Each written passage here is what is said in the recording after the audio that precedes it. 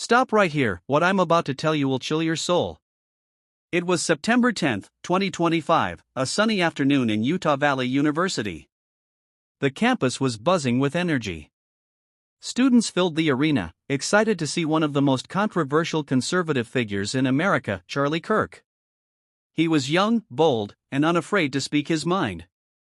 For many students, he was a role model. For others, he was a figure of hate. As Charlie stepped onto the stage, the crowd erupted into applause. Phones were raised, cheers echoed, and students pushed forward to catch a closer glimpse. On the stage, he smiled, adjusted the microphone, and began his speech. His words were sharp, pointed, and unapologetically political. For nearly 30 minutes, the audience listened intently. Some clapped, some booed, but no one could deny the magnetism of his presence. And then, the crowd was clapping, then a gunshot echoed. In an instant, everything changed. A loud crack split the air. At first, some thought it was a firecracker. But then screams followed. Charlie Kirk clutched his neck, blood pouring through his fingers, and collapsed onto the wooden stage floor. This was no accident, it was a planned assassination. Chaos spread like wildfire. Students screamed and scattered in panic. Security guards rushed onto the stage. They tried desperately to stop the bleeding. Within seconds, paramedics stormed in, carrying him away on a stretcher. The crowd was stunned. Tears, fear, and shock filled the air. He was rushed to Utah Valley Medical Center.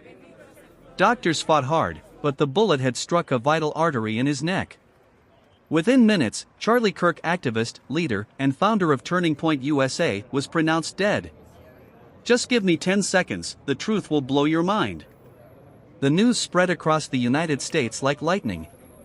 Phones buzzed with breaking alerts. Social media timelines filled with shock and outrage. Major networks went live with banners screaming, "Charlie Kirk shot dead on university stage."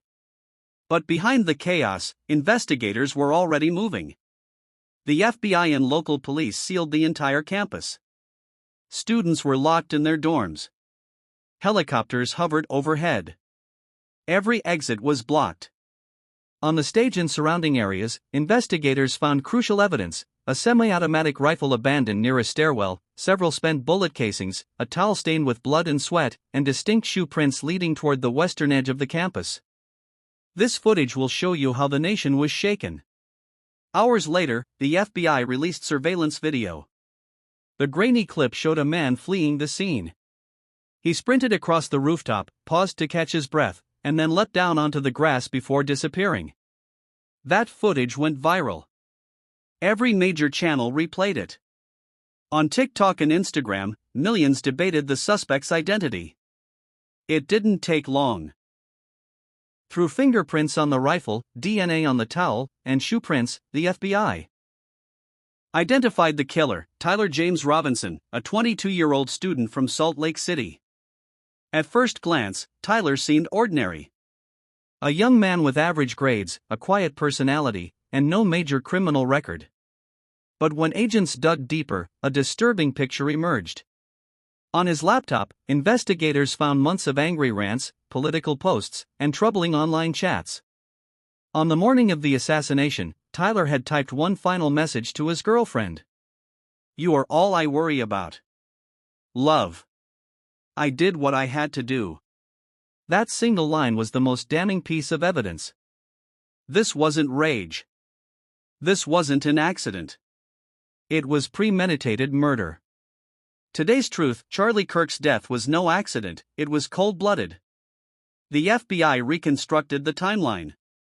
Tyler entered the campus hours before the event, carrying his rifle hidden in a backpack. He blended into the crowd, waiting for the perfect moment. When Kirk began answering student questions, Tyler moved closer, raised his weapon, and pulled the trigger. Eyewitnesses later testified in court. One student described it. "I was recording on my phone. Suddenly, I heard a loud pop. I saw Charlie fall. Everyone screamed. I turned and saw a guy running, holding something in his hand." Another student added. "At first, I thought it was a joke. But then I saw the blood. It was everywhere. That's when I realized this was real. Investigators followed every lead. The rifle was traced to a local gun shop. The bullets matched a batch purchased by Tyler weeks earlier. The towel carried his DNA. His shoes matched the footprints left in the dirt. Piece by piece, the case was airtight. The arrest came swiftly. Within 48 hours, FBI agents stormed a small apartment in Salt Lake City. Tyler was found hiding inside, still wearing the same shoes that matched the prints. He didn't resist. He simply muttered, "It's done." The trial began weeks later, drawing national attention. Reporters camped outside the courthouse. Protesters and supporters gathered daily. Some carried signs saying "Justice for Charlie." Others shouted for stricter gun laws.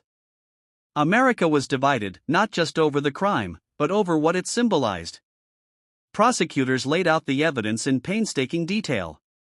Fingerprints, DNA, surveillance footage, the text message, the bullet trajectory, the rifle purchase.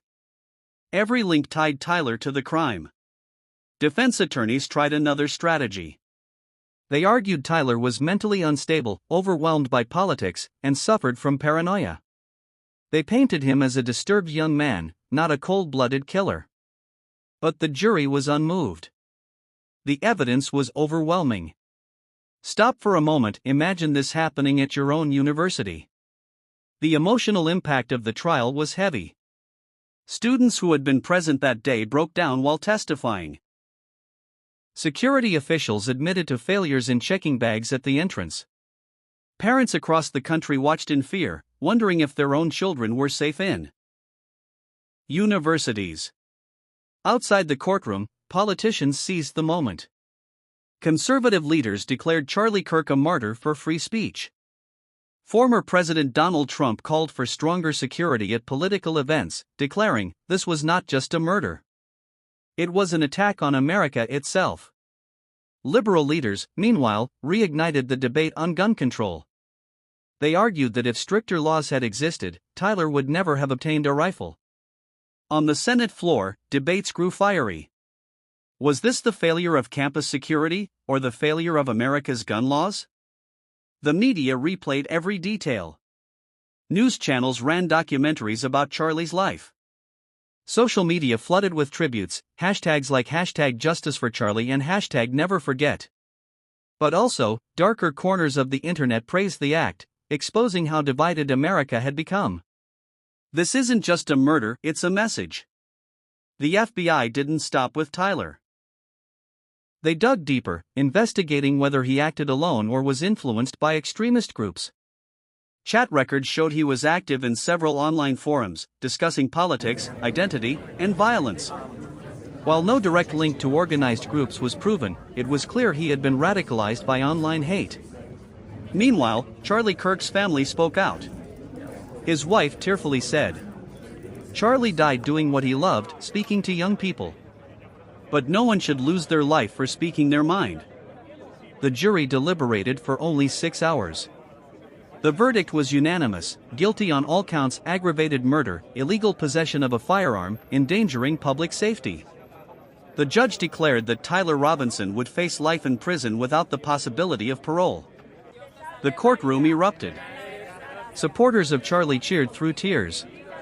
Tyler sat motionless, staring blankly ahead.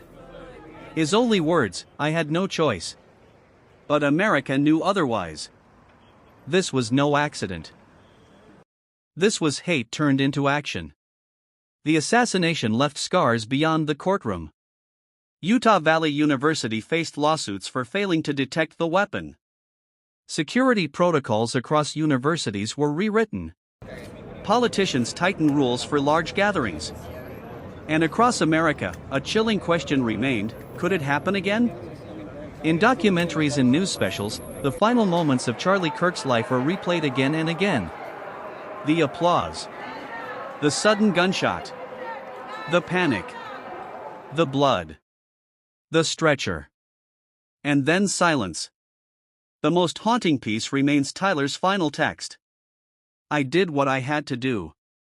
Words that still echo on social media, dissected, debated, and feared. Charlie Kirk's assassination was not just the killing of one man. It was the shattering of an illusion, the illusion that campuses are safe, that political discourse is free, that America's divisions are only verbal. This wasn't just a murder. It was a message to the nation. A message that hate, when left unchecked, can turn applause into screams, and a stage into a battlefield. Remember, this one shot changed every T.